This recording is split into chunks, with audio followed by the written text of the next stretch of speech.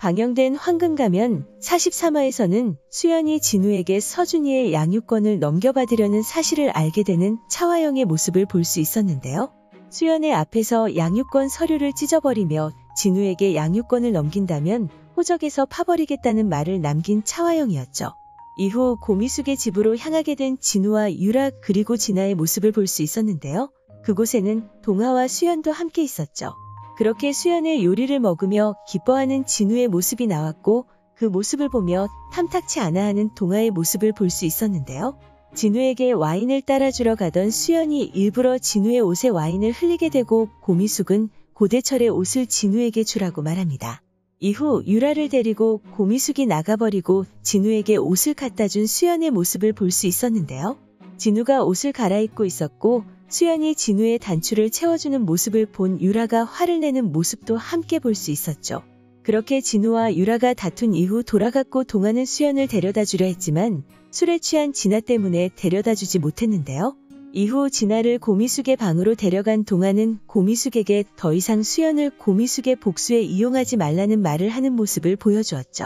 그의 그런 말에 슬퍼하는 고미숙의 모습도 함께 나왔습니다. 한편 집으로 돌아간 진우에게 차화영은 유라가 들어오지 않았다는 사실을 말해주며 전화를 걸어보라 말했는데요. 진우의 전화를 받지 않자 직접 자신이 전화를 걸어 유라가 어디에 있는지 물은 차화영이었고 유라는 차화영에게 자신의 부모님이 아침 일찍 오신다며 호텔에서 머물겠다 말한 이후 먼저 끊어버렸는데요. 그녀의 그런 모습을 마음에 들어하지 않는 차화영의 모습을 볼 수 있었죠. 다음날 고미숙은 수연을 찾아가 동아에게 마음이 없는지 다시 한번 물었는데요. 수연은 이번에도 그렇다고 대답했죠. 그녀의 그런 말에 다시 한번 마음을 확인한 고미숙은 안심하는 모습을 보이며 진우에게 복수를 다시 한번 생각해보라 말했는데요. 이중장부와 서준이를 위해 꼭 필요한 일이라 말하는 수연의 모습을 볼 수 있었죠. 다음 장면에서는 유라의 부모님이 SA그룹을 찾았고 진우가 수연에게 한 행동들을 이야기하며 사과를 바라고 있었는데요. 그 모습을 본 차화영은 결국 진우에게 사과를 하라고 말했고 결국에는 사과를 하는 진우의 모습을 볼 수 있었죠. 이후 집에서 수연과 나선수의 사진을 발견하는 차화영의 장면이 나왔고 이 사진이 무엇이냐 유라에게 묻는 모습이 나오며 43화가 마무리되었는데요.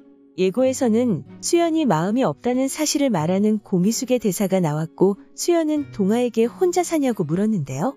이후 서준이가 수연에게 남자친구가 있냐 물었고 홍선태와 수연의 어머니가 함께 있는 모습을 본 고대철의 모습이 나왔죠. 그리고 고미숙의 가게에 찾아온 유라의 부모님을 연기하는 사람들을 볼 수 있었는데요. 그 모습에 의심하는 고미숙이었죠. 이후 당분간 차화영의 집안이 시끄러워지겠다는 동아의 말을 들을 수 있었고 차화영이 제대로 움직여줄지 모르겠다는 수연이었는데요. 마지막 장면에서는 진우가 화가 난 목소리로 유라를 찾고 있었고 차화영은 누군가에게 알아냈냐 묻는 모습이 나오며 예고가 마무리되었습니다.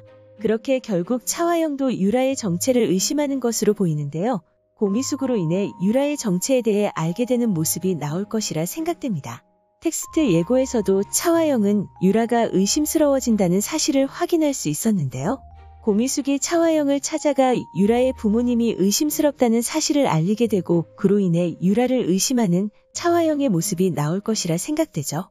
그리고 결국에는 유라의 신분이 모두 거짓말이었다는 사실을 알게 된 차화영은 진우에게 이혼을 하라고 말할 것이라 생각되는데요. 수연에게 미련을 못 버린 진우는 차화영의 제안을 반갑게 받아들일 것으로 보이죠. 그런 그들의 모습에 당황한 유라는 또 다른 계획을 세울 것이라 생각되는데요. 과연 그녀의 계획이 무엇일지 궁금해집니다. 오늘 준비한 영상은 여기까지입니다. 시청해주셔서 감사합니다.